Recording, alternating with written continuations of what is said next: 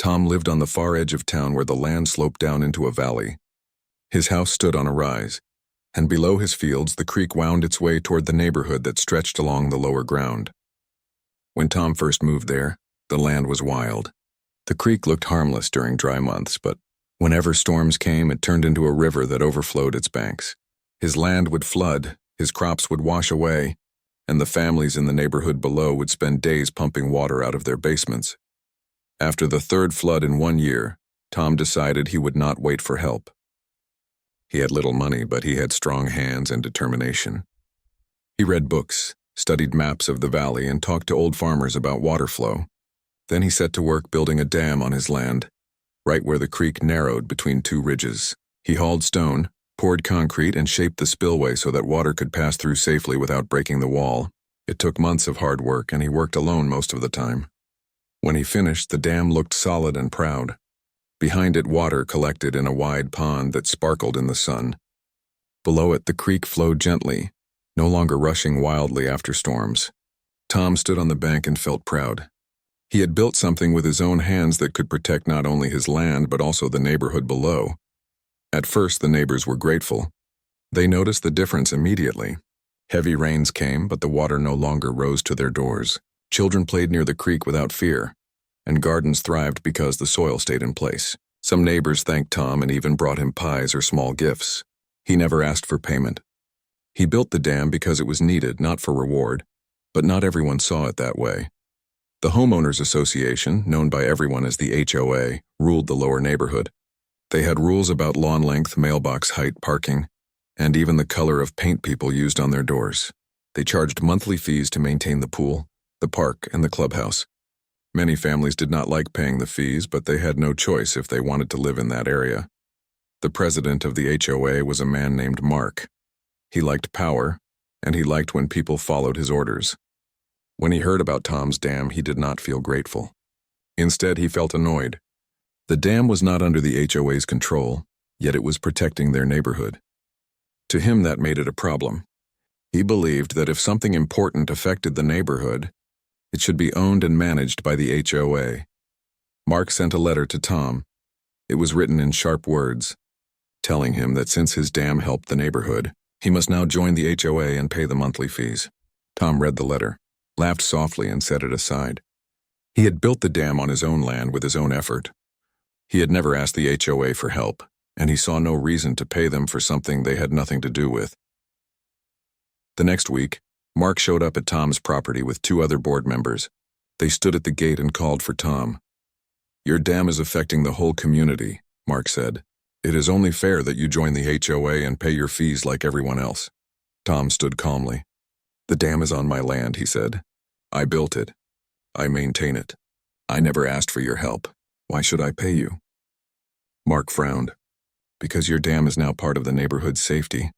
If it failed, it could flood us all. That makes it a community matter, and the HOA manages community matters." Tom shook his head. "It is not your dam, it is mine, and it is not failing. I take care of it. You have nothing to worry about." The board members exchanged looks. They were used to people obeying without question, but Tom was firm. He did not yell. He did not insult. He simply refused. From that day, tension grew. The HOA began sending letters every month. Some were polite reminders, others were threats. They fined Tom even though he was not a member. He ignored them. They tried to file claims in court, but the judge ruled that the dam was on private land and under Tom's control alone. That ruling made Mark furious. To turn people against Tom, the HOA spread rumors. They said the dam was unsafe, that it could break at any moment. They told families that Tom was selfish, that he thought he was above the rules. Some neighbors believed them, but others remembered how floods used to ruin their homes before the dam existed. Tom stayed focused on his work. Every week he walked the dam, checking for cracks or leaks. He cleared leaves from the spillway and tightened the gates when needed. He knew water could be dangerous if ignored, and he never ignored it. While the HOA held meetings and argued about fees, Tom was out by the creek making sure everything stayed strong. One autumn day, after a stretch of heavy rain, the pond behind the dam was full. Tom stood at the edge, watching the water pour through the spillway in a steady white stream. It was a powerful sight, but it was controlled. That control was what kept the neighborhood safe. Down below, children rode bikes on dry streets. Families cooked dinner in homes that would have been flooded without the dam. Yet in the HOA office, Mark was still angry. He slammed his fist on the table during a board meeting. We cannot let one man defy us. If he refuses to join, then that dam is an illegal structure. We must take it down. Some board members looked uneasy. But it protects us, one said softly. It makes us look weak, Mark snapped. And if it fails, we will be blamed. We cannot allow it. Either he pays or we remove it. The board voted. With Mark leading them, the decision was made. They would find a way to tear down the dam. Tom had no idea how far they were willing to go. He only knew that his quiet life was about to be tested. The tension between Tom and the HOA did not fade. It grew stronger with each passing week. After the board voted to take action, Mark, the president, made it his mission to break Tom's resistance. He believed that if he could not control Tom, then the authority of the HOA meant nothing. The first step came in the form of letters. Thick envelopes stamped with the HOA seal arrived at Tom's mailbox almost every week. Each one carried new demands, new warnings, or new threats. Some letters claimed Tom owed thousands in unpaid fees. Others accused him of breaking community rules. A few even warned that his dam was a danger to public safety. Tom read each letter, shook his head, and stacked them in a box in his kitchen. He never replied. To him, the HOA had no power over him because his land was private and separate. Still, the constant stream of letters was like a swarm of flies that would not go away. When the letters failed, Mark sent men to speak to Tom face to face. One afternoon, while Tom was repairing a fence near his pond, a group of board members marched up the path. Their clothes were neat, their clipboards full of papers, and their expressions sharp. "Mr. Tom," said Mark, standing at the front, "we are here again to ask you to reconsider. You cannot ignore us forever. Your dam affects the entire neighborhood. That makes it our business." Tom leaned on his shovel. His shirt was soaked with sweat and dirt clung to his hands, but his eyes were steady. "The dam is safe. I built it myself. I maintain it myself. You have nothing to worry about." "You say that now," Mark replied, "but what if it breaks? What if children drown or houses flood? Who will take responsibility? Not us, it will be you. That is why it must be under HOA control. If you refuse to pay fees and join, then we have no choice but to remove it." Tom gave a short laugh. "Remove it? You would destroy the one thing keeping your houses safe from floods? That is foolish." Mark's face darkened. He was not used to being spoken to in that way. "It is not foolish. It is order. We cannot have outsiders living above us, building structures that affect us and refusing to obey. It is against the spirit of this community. The spirit of your community," Tom said calmly, "is money and rules. My dam is strength and safety. You may not like me, but you need what I built." The board members shifted uncomfortably. They knew Tom was right, but none dared challenge Mark. They left in silence. But Tom could see from Mark's eyes that the fight was far from over. The rumors. Mark understood that if he could not win against Tom directly, then he had to turn the neighborhood against him. At the next HOA meeting, he stood before a crowded room and raised his voice. "Neighbors," he said, "I must warn you, that dam above our homes is dangerous. It is old, untested, and not approved by any authority. If it breaks, it will wash away our streets, our houses, and maybe even our families." Gasps filled the room. People turned to each other, whispering. Most of them had never even walked up to see the dam themselves. They only knew what they had heard from Mark. "Tom is not one of us," Mark continued. "He refuses to follow our rules or pay his share. He acts as if he is above the rest of us. But when disaster comes, we will all pay the price for his arrogance. We must act before it is too late." Some neighbors nodded. Fear made them believe Mark's words, but others shook their heads. An old woman named Martha raised her hand. "With respect, President Mark," she said, "that dam has held back water for years. Before it was built, my basement flooded 3 times. Since Tom built it, I have been safe. I believe it helps us," a man named Peter agreed. "Tom never asked for money. He built it himself. Maybe we should be thanking him instead of attacking him." Mark forced a smile, but his voice turned sharp. "That is exactly what Tom wants you to think. He wants to appear generous, but in truth he is selfish. He wants control without paying. If he truly cared about safety, he would join the HOA and let us manage the dam. Only then can we trust it." The meeting ended with division. Some believed Mark, others supported Tom, and many were unsure. The seeds of doubt had been planted. Court battles. When rumors did not give him full control, Mark tried another path.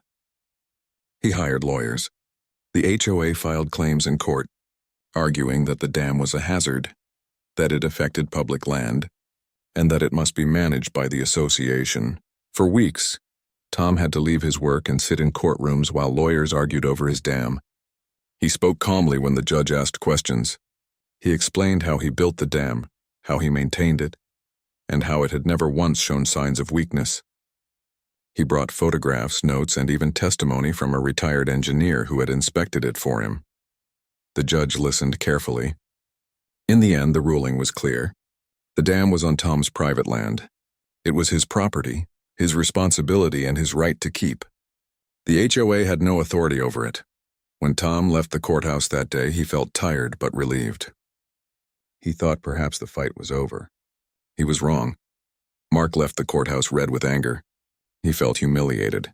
In front of neighbors and officials, his attempt to control Tom had failed. To him, this was not just about safety anymore. It was about pride. He decided that if the law could not remove the dam, then the HOA would take matters into its own hands. A visit at night one evening. After the court ruling, Tom sat on his porch watching the sunset reflect off the pond. The water glowed orange and gold, calm and steady.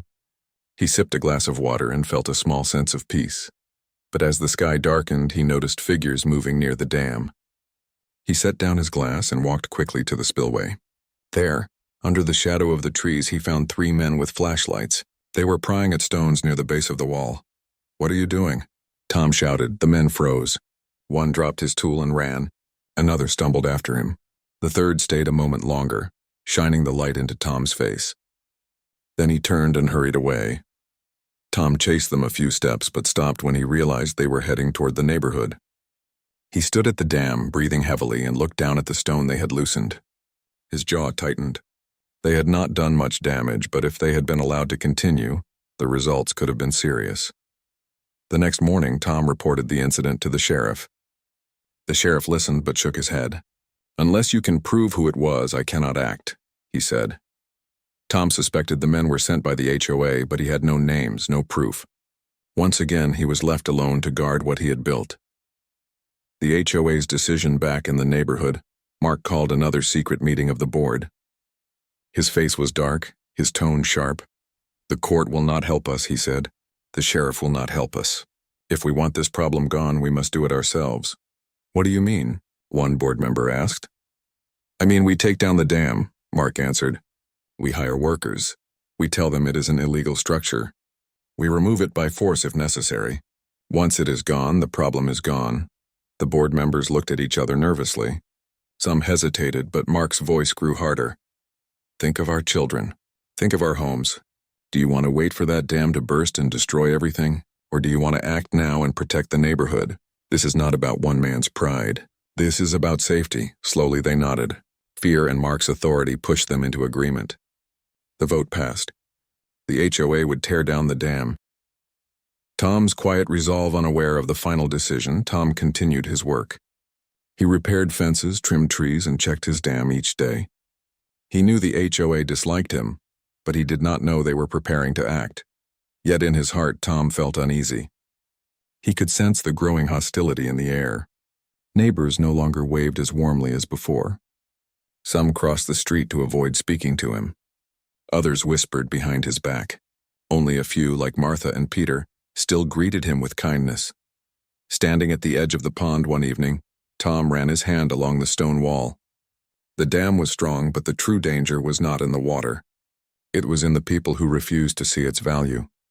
He whispered to himself, "They think I built this for me, but I built it for all of us. If they tear it down, they will learn too late what it really meant." And with that thought, Tom turned and walked back to his house, unaware that the storm was closer than he imagined. The decision of the HOA was final. They would remove the dam no matter what Tom thought or how strongly he opposed it. Mark was determined, and once Mark made up his mind, very few dared to challenge him. One bright morning, while Tom was repairing the roof of his barn, the sound of heavy trucks echoed up the hill. Dust rose on the narrow road leading to his property. Tom climbed down from the ladder and wiped the sweat from his forehead. He saw 2 trucks filled with workers and equipment stop near the creek. Behind them came cars carrying Mark and other board members. Tom walked quickly to the gate. "What is this?" he asked, his voice calm but firm. Mark stepped out of his car with a paper in hand. "This is the day we end this problem," he declared. "This is an order from the HOA. Your dam is illegal, unsafe, and a danger to the community. We are here to remove it." Tom folded his arms. "That paper means nothing. The court already ruled this land is mine and the dam is mine. You have no right to touch it." Mark's eyes narrowed. "We have the right of protection. If you refuse to obey, then we will take action for the safety of the neighborhood." Tom looked at the workers. Some shifted uneasily, not wanting to meet his gaze. "You men are being paid to do something wrong," he said. "This dam is not a danger. It is protection. If you take it down, you will flood the very homes you want to save." One worker spoke softly. "Sir, we just do what we are told. Please step aside." Tom clenched his jaw. He thought of standing in their way, but he knew they would push past him. He thought of calling the sheriff, but he also knew the sheriff would not arrive in time. And so, with a heavy heart, he stepped back. "If you destroy it," Tom said, "you will regret it when the water comes." Mark gave a satisfied smile. "We will see." The machines roared to life. With steel claws and hammers, they tore at the stones Tom had laid with his own hands. The spillway crumbled, the wall cracked, and the pond began to drain. Birds that had made their homes there flew away in panic. Fish flopped helplessly in the mud as the water rushed out. Tom stood on the bank and felt his chest ache as though they were tearing apart not only stone, but also his spirit. Months of labor, sweat, and hope vanished under the sound of engines and breaking rock. By evening, the dam was gone. Only a scar of broken stone and muddy water remained. The creek roared free again, rushing faster than it had in years. Mark dusted off his hands as if he had built something himself. "There," he said loudly for everyone to hear. "The danger is gone. Our neighborhood is safe." Tom shook his head. "No, the danger has just begun. The calm before the storm days passed." The creek flowed lower and faster, cutting into its banks. Without the dam to slow it, the water carried away soil, leaving sharp edges where grass once grew. Tom watched quietly, noting each change. He knew the valley now had no protection. Down in the neighborhood, life returned to normal. Children played in the park. Families watered their gardens. The HOA congratulated itself for solving a problem. At the clubhouse, Mark boasted to anyone who would listen. "Do you see?" he said. "The dam is gone and nothing has happened. We were right all along. Tom was just trying to scare us." Some neighbors clapped for him, but not all. Martha, the old woman, whispered to Peter, "It has not rained yet. Wait until the storm comes." Tom lived in silence on his hill. He no longer heard the steady flow of water over the spillway at night. Instead, he heard the wild rush of the creek echoing through the valley. It was like the growl of an animal waiting to strike. The first clouds 2 weeks later, the sky darkened. At first, it was only a summer shower. But as hours passed, the rain grew heavier. The drops hammered roofs, filled gutters, and turned dirt roads into streams. Tom stood on his porch, arms folded, watching the clouds roll thicker. He smelled the sharp scent of wet earth and felt the vibration of thunder under his boots. He knew this storm was stronger than usual. The pond that once held back the first rush of water was gone. Now nothing stood between the raging storm and the neighborhood below. By nightfall, the creek had swelled into a river. Water foamed white against the banks, tearing away roots and rocks. Branches and logs floated past at alarming speed. Tom grabbed a lantern and walked to the place where the dam had stood. He shone the light on the broken stones. The water crashed through with nothing to stop it. His chest tightened. He turned toward the neighborhood below. Lights glowed in windows. Families sat inside, unaware of the wall of water pushing toward them. The flood begins. The first to notice was a boy named Liam. He had been playing near his backyard when he saw water creeping over the edge of the creek into his lawn. At first he thought it was only a puddle, but soon the puddle turned into a pool. He ran inside, shouting for his parents. By the time his father came out, the water had already reached the patio. It moved fast, faster than any flood they had seen before. Within minutes it filled the street. All over the neighborhood the same scene unfolded. Families woke to water rushing into their yards. Some tried to block doors with sandbags, but the water rose too quickly. Basements filled, then kitchens. Cars floated from driveways and bumped into each other in the current. The playground disappeared under a brown lake. The park benches sank. The swimming pool overflowed until it mixed with the muddy flood. Panic spread. People shouted, carried children, and tried to save pets. Some climbed to second floors. Others ran to higher ground. From his hill, Tom could see it all. Lantern in hand, he watched the water swallow the streets. He felt sorrow, but also a grim sense of justice. He had warned them again and again. The dam had been their shield, and they had torn it down with their own hands. The aftermath of the night by morning, the storm passed, but the damage was done. The neighborhood looked like a battlefield. Mud covered everything. Fences were broken, cars were overturned, and furniture floated in the streets. The clubhouse, where the HOA held its proud meetings, had water lines halfway up the walls. The swimming pool was filled with branches and trash. The tennis court was buried in silt. Families wandered outside, stunned and weary. Some wept as they looked at ruined homes. Children clung to parents, confused and afraid. Tom came down the hill slowly, stepping carefully on the wet ground. Neighbors turned to look at him. For the first time, there was no hostility in their eyes, only shame and fear. "You see now," Tom said quietly. "The dam was never your enemy. It was your protector. I built it to stop this very thing. But you let pride destroy it," no one argued. The truth was plain in the flooded streets around them. Mark's silence. At the center of the crowd stood Mark, his fine shoes sunk in mud, his face pale. The people who once trusted him now glared at him with anger. "You told us it was unsafe," shouted one man. "But without it, look what happened." "My house is ruined," cried another. "My children were nearly trapped inside."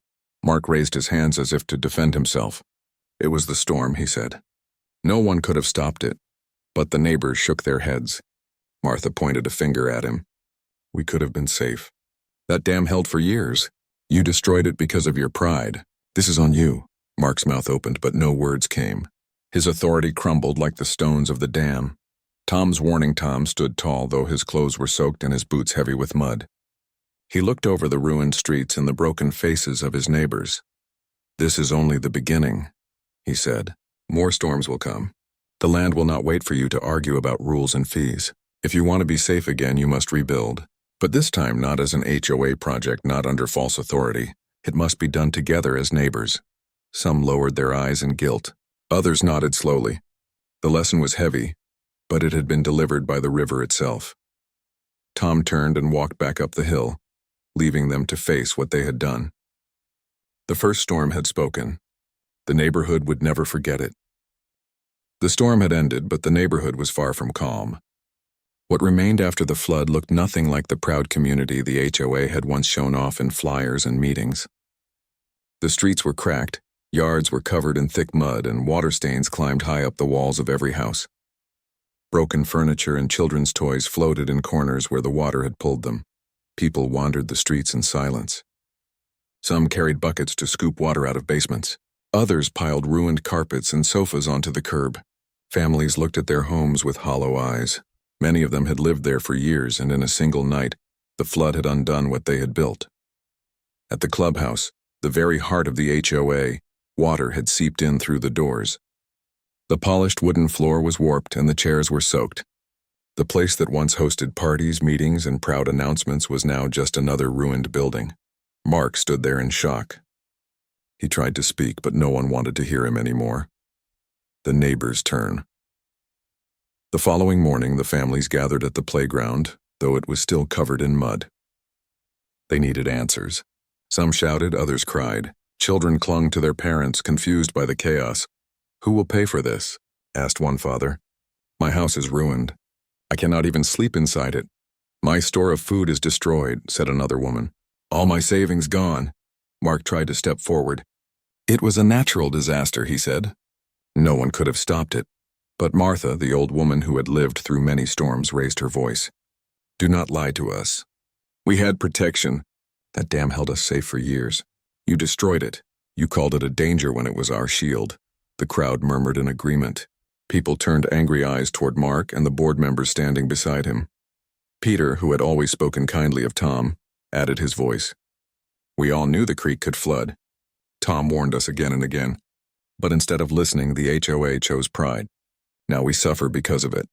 A young mother held her baby close and spoke softly, but her words carried weight. Last night I was trapped on the stairs with water rising. If my husband had not pulled us up, my baby would have drowned. Do not tell me this was only the storm. The real cause was the loss of that dam." Mark's face turned red. He tried to defend himself, but his words fell flat. The crowd no longer believed in him. For years they had followed his rules, paid his fees, and trusted his leadership. But now, with mud at their feet and ruined homes around them, they saw his pride clearly. Tom watches from above on the hill. Tom watched the gathering from his porch. His land was dry. His home was untouched. He had lived through the same storm, but because of the higher ground, his farm remained safe. He could see the ruined neighborhood below like a map. He saw the people moving through the muddy streets, pointing fingers, shouting and weeping. He felt no joy at their pain, but neither did he feel guilt. He had done what he could. He had built the dam, he had warned them, and they had torn it down. Peter came up the hill later that day. His boots were soaked and mud covered his pants. He looked exhausted. When Tom opened the gate, Peter simply stood there for a moment, breathing heavily. "I came to say you were right," Peter said at last. "We were blind. We listened to pride instead of wisdom, and now we suffer." Tom gave a small nod. "I am sorry for your loss," he replied. "But it was not me who brought it. It was your own board." Peter lowered his head. "Many of us see that now. The people are turning against Mark. They blame him. Some even want him removed. But even if he goes, the flood has left scars that will take years to heal." Tom placed a hand on Peter's shoulder. "Water is a teacher," he said quietly. "It shows you where you are weak. It shows you what matters. If you wish to be safe again, you must learn from it." The collapse of the HOA, the end of the week, the HOA was broken. Families refused to pay fees. They refused to attend meetings. The board members who once sat proudly beside Mark resigned one by one, leaving him alone. At one final gathering, angry neighbors demanded answers from him. "Step down," they shouted. "You ruined us." Mark raised his voice in a desperate attempt to keep control. "I only wanted safety. I thought the dam was dangerous, but the people no longer listened. They forced him to resign, and he left the neighborhood in disgrace.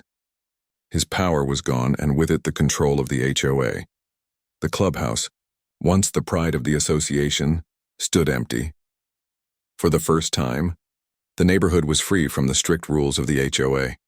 But that freedom came with the cost of ruined homes and broken trust. A community without shelter as days turned into weeks. The families struggled. They patched walls, dried floors, and threw away ruined belongings. Some hired builders, others relied on neighbors for help.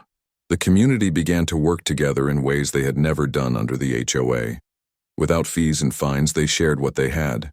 One man with a generator allowed others to charge their phones.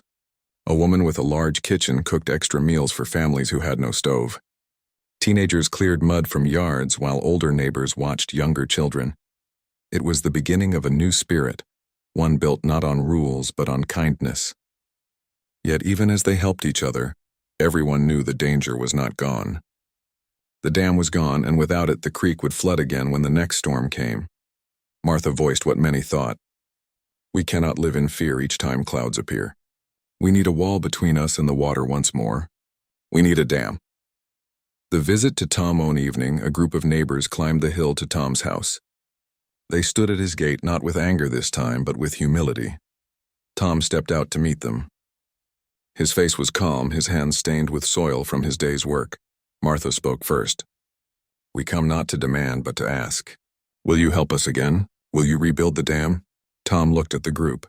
Their clothes were worn, their shoes still muddy from cleaning. He saw shame in their eyes, but also hope.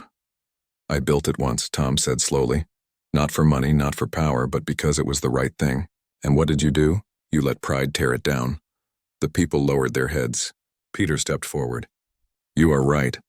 We were blind. But we have learned. This time we will not let pride rule us. If you will lead, we will work beside you. Not as an HOA, not as a board, but as neighbors." Tom was silent for a long moment. Finally he said, "A dam cannot be built by one man alone. It takes hands, strength, and unity. If you are ready to work, then I will guide you. But know this, it will not be easy." The people nodded eagerly. "We are ready," Martha said firmly. The beginning of new hope. The very next day the work began.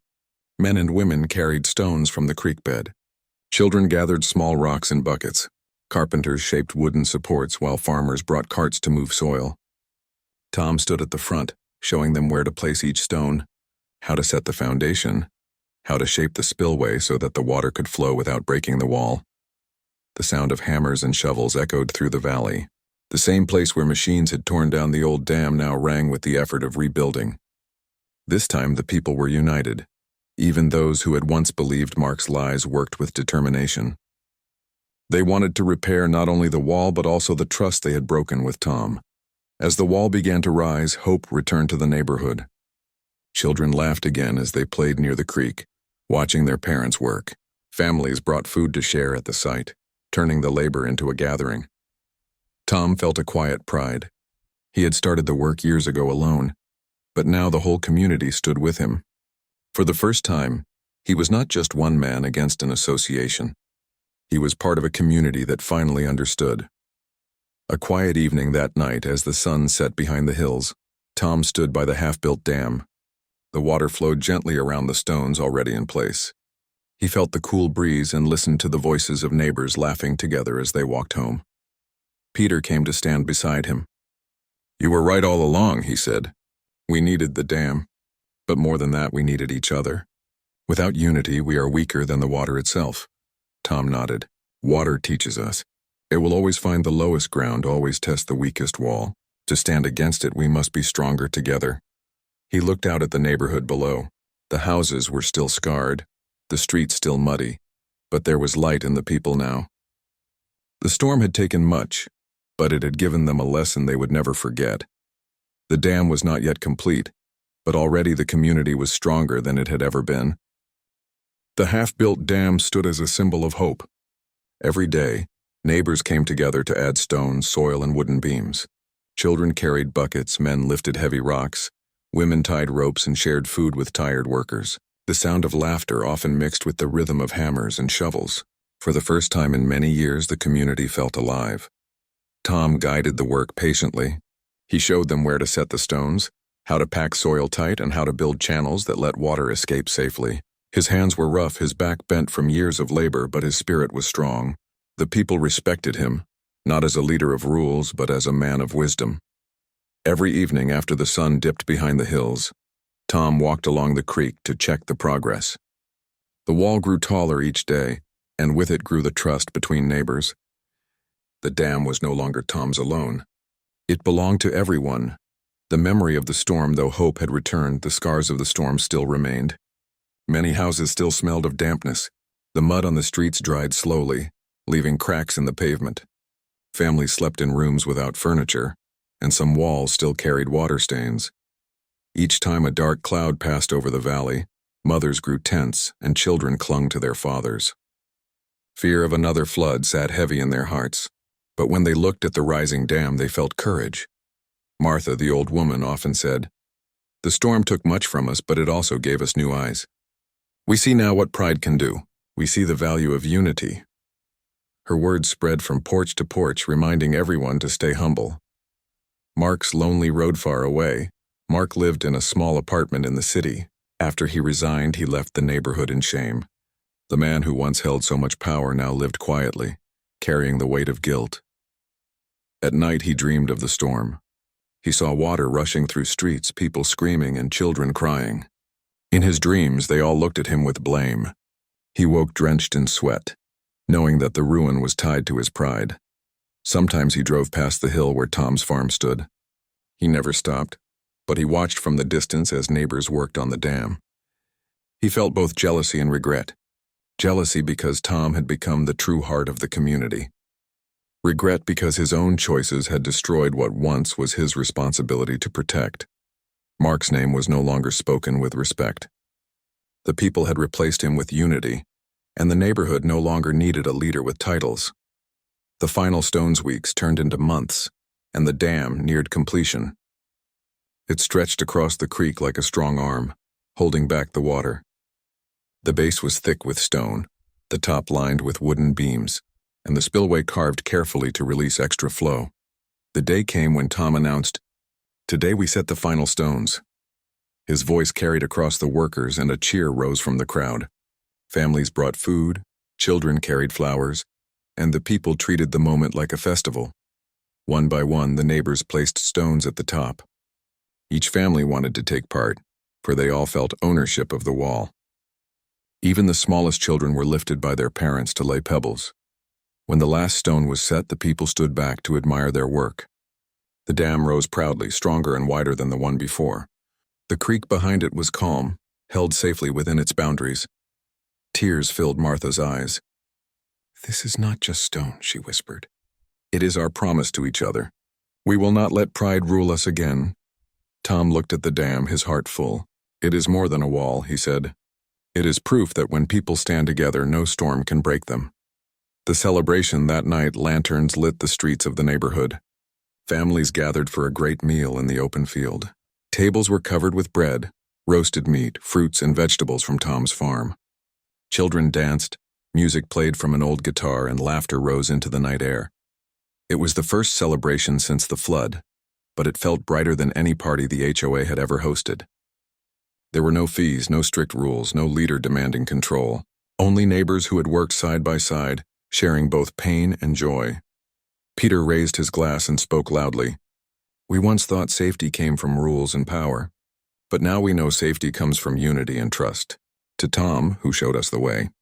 The crowd cheered, but Tom lifted his hand. "Do not cheer for me alone," he said firmly. "Cheer for yourselves. You all built this dam. You all saved this community."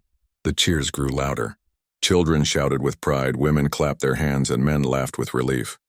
A lesson carved in stone seasons changed.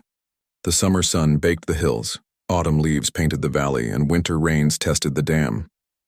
Each time the water rose, it pressed against the wall, but the dam stood firm. The neighborhood remained dry, safe, and grateful. The people no longer feared the clouds.